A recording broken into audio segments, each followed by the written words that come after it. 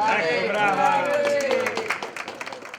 Compie 35 anni e non molla, l'Expo della Fontana Buona va oltre ogni ostacolo e seppur in una versione ridimensionata nei numeri, ma non nella qualità dei prodotti, tiene fede ad un impegno, quello di valorizzare un territorio, con la grinta e la tenacia propria degli abitanti della valle, ma anche con doti di ingegno e di imprenditorialità sempre nuove. Oltre 43 espositori che hanno voluto con la loro partecipazione testimoniare l'importanza di mantenere in vita un appuntamento atteso dal tessuto sociale, economico, ma soprattutto anche da tutti coloro che hanno l'opportunità e la fortuna di poter magari apprezzare alcune lavorazioni locali.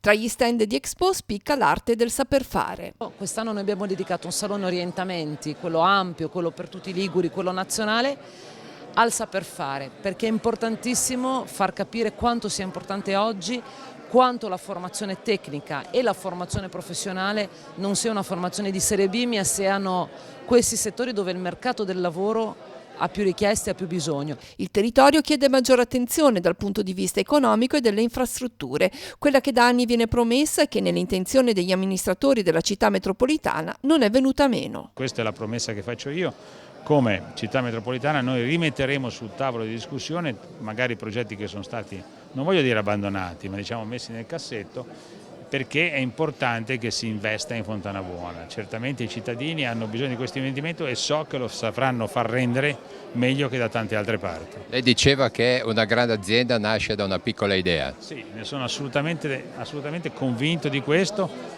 Citatemi una grande azienda e vedrete che c'è sempre una piccola idea che poi è diventata famosa. L'imprenditorialità della Val Fontana Buona secondo me ha tutte le carte in regola per raggiungere questi risultati.